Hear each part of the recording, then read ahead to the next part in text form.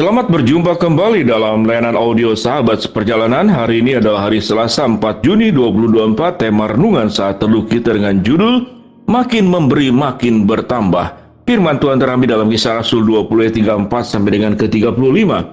Kamu sendiri tahu bahwa dengan tanganku sendiri aku telah bekerja untuk memenuhi keperluanku dan keperluan kawan-kawan seperjalananku. Dalam segala sesuatu telah kuberitakan contoh kepada kamu bahwa dengan bekerja demikian, aku harus membantu orang-orang yang lemah, harus mengingat perkataan Tuhan Yesus. Ia sendiri berkata, adalah lebih berbahagia memberi daripada menerima. Mari kita berdoa. Bapa yang di dalam surga, kami ingin belajar tentang konsep yang namanya memberi. Mengapa kami harus memberi? Dan biarlah kami boleh mendapatkan kebenaran dari terang firman Tuhan. Dalam nama Tuhan Yesus kami berdoa, amin. Dalam sahabat perjalanan yang dikasihi Tuhan, tema yang cukup menarik, makin memberi makin bertambah. Rasanya sebagian mungkin tidak setuju dengan statement dan kalimat ini. Yang jelas makin memberi adalah makin berkurang. Mana mungkin? Yang namanya memberi adalah mengeluarkan apa yang ada pada kita kepada pihak lain. Berarti makin berkurang. Bukan makin bertambah. Yang benar adalah makin menerima, makin bertambah. Mana mungkin makin memberi, makin bertambah. Mari kita belajar kebenaran firman Tuhan di dalam hal ini. Mari kita belajar pertama-tama dari Tuhan Yesus sendiri sebelum kita belajar dari Rasul Paulus. Apakah Yesus tatkala makin memberi, makin berkurang? Tatkala Yesus datang menjadi manusia, apakah kemudian keilahiannya, ketuhannya menjadi hilang? Tidak. Tatkala Tuhan kemudian datang memberikan dirinya, Tuhan Yesus mati di atas kayu salib, apakah kemudian ada yang hilang dalam dirinya? Tidak. Tidak ada yang hilang di dalam dirinya. Karena semua pemberian yang berasal dari Allah yang diberikan kepada kita dengan keteladanan Kristus, setiap pemberian yang keluar dari kita sesungguhnya tidak akan berkurang karena yang kita terima pun itu berasal dari Allah. Jadi artinya di dalam diri kita tidak pernah punya apa-apa.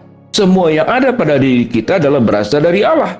Jadi artinya, kalau Tuhan berkenan dan Tuhan memerintahkan berbahagia memberi dan daripada menerima, maka Tuhan bertanggung jawab.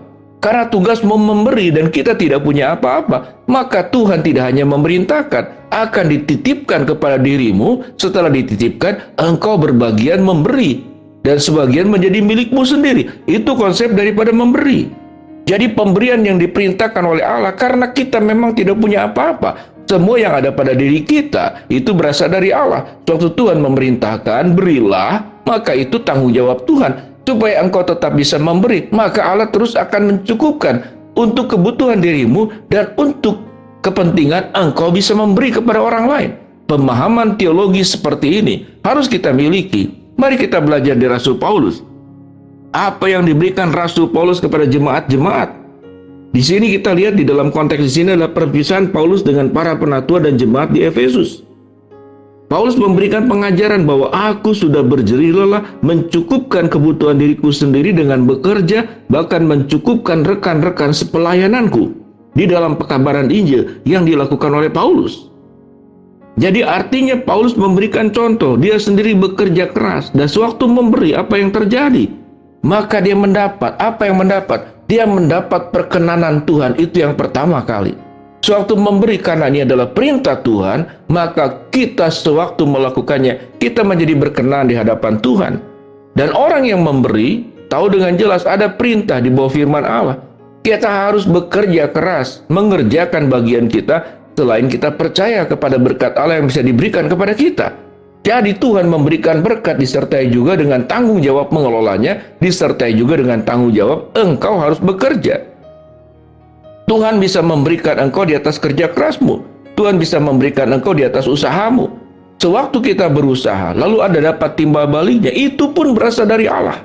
Karena kalau Tuhan tidak berkenan kepada pemberian yang diberikan itu, Tuhan juga bisa memutus berkat itu kepada dirimu sendiri.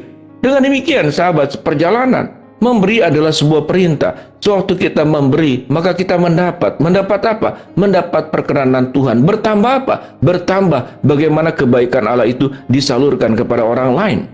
Sahabat seperjalanan yang dikasihi Tuhan, firman Tuhan berkata, kamu sendiri tahu bahwa dengan tanganku sendiri, aku telah bekerja, memenuhi keperluanku dan keperluan kawan-kawan seperjalananku. Dalam segala sesuatu telah kuberikan contoh kepada kamu, bahwa dengan bekerja demikian, Kita harus membantu orang-orang yang lemah, yang harus mengingat perkataan Tuhan Yesus. Ia sendiri yang mengatakan adalah lebih berbahagia memberi daripada menerima. Sahabat seperjalanan yang dikasihi Tuhan, memberi tidak hanya berbicara tentang materi. Memberi itu di dalam seluruh aspek. Materi adalah kebutuhan pokok, materi, makanan, pakaian, perlindungan. Orang terhindar dari panas terik, orang terhindar dari hujan, orang terhindar dari bahaya. Kita memberikan perlindungan, itu yang diperintahkan oleh Tuhan Yesus. Di dalam Matius pasal ke-25, orang tidak berpakaian, orang dalam penjara, orang dalam perjalanan, yatim piatu, anak, kemudian para janda. Itu harus engkau lakukan, tugasmu untuk memberikan kepada mereka. Sebuah perintah. Tapi di atas semuanya itu, memberi juga dalam memberi kasih, memberi pengertian, memberi aspek-aspek apa yang dilakukan oleh Tuhan Yesus. Bukankah Tuhan Yesus tidak hanya memberi makan 5.000 orang dengan 5 roti dan 2 ikan, memberikan kesembuhan, memberikan keselamatan, memberikan jalan dan petunjuk, memberikan nasihat, termasuk memberikan teguran. Tujuan daripada semua pemberian pada akhirnya agar manusia hidup di dalam jalan kebenarannya, agar manusia tetap mendapatkan keselamatan dan hidup yang kekal di dalam Kristus Yesus. Itu tujuan daripada memberi. Waktu kita memberi, kita menerima. Menerima apa? Bisa menerima berkat kembali, tetapi menerima banyak faedah. Bagaimana kita bisa mendapatkan kemuliaan Allah dari apa yang kita lakukan? Kita bisa mendapatkan bagaimana melihat orang-orang menjadi percaya kepada Kristus.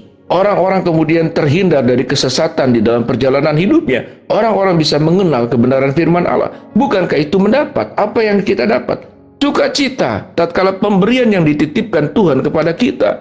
Apa yang kita dapatkan? Kita mendapatkan perkenanan Tuhan. Kita juga mendapatkan sukacita karena kita sudah memuliakan Allah lewat hidup kita. Dan kita juga mendapatkan sukacita karena sewaktu memberi, Tuhan menitipkan. Semakin memberi banyak, Tuhan titipkan juga lebih banyak kepada kita. Sampai akhir daripada hidup Rasul Paulus. Maka tugasnya adalah hanya memberi, memberi, dan memberi. Sampai kemudian kematiannya. Kehidupannya setelah menerima anugerah pertobatan panggilan dari Tuhan. Dan Paulus bagaimana disertai menerima banyak hal yang berasal dari Tuhan. Maka seluruh kehidupannya sama seperti Paulus mengatakan, bagiku hidup adalah Kristus dan mati adalah keuntungan. Sehingga baik hidupku maupun matiku semata-mata aku hanya lakukan hanya buat kemuliaan Tuhan. Dan itu yang dilakukan oleh Paulus. Sahabat seperjalanan, bagaimana aplikasinya dan implementasinya buat kita semua. Setiap kita yang sudah terbiasa memberi, biasanya orang tersebut akan menjadi orang yang bekerja keras. Tatkala dia memberi, dia akan punya hikmat bagaimana mengelola keuangan. Tatkala memberi, Allah akan menambahkan. Karena perintah Tuhan memberi, tidak mungkin engkau dengan tangan kosong. Dengan usahamu yang diberkati oleh Allah, dan dengan cara Allah memberkati engkau, mencukupkan engkau, supaya tabungan di dalam hidupmu, apa yang engkau pegang di dalam hidupmu, itu dicukupkan, sehingga engkau diberikan kemampuan untuk terus bisa memberi di dalam semua aspek sebagaimana yang dijelaskan tadi. Tidak hanya kebutuhan fisik, kebutuhan spiritual, kebutuhan masalah kejiwaan, seluruhnya adalah buat kemuliaan Tuhan. Mari kita berdoa.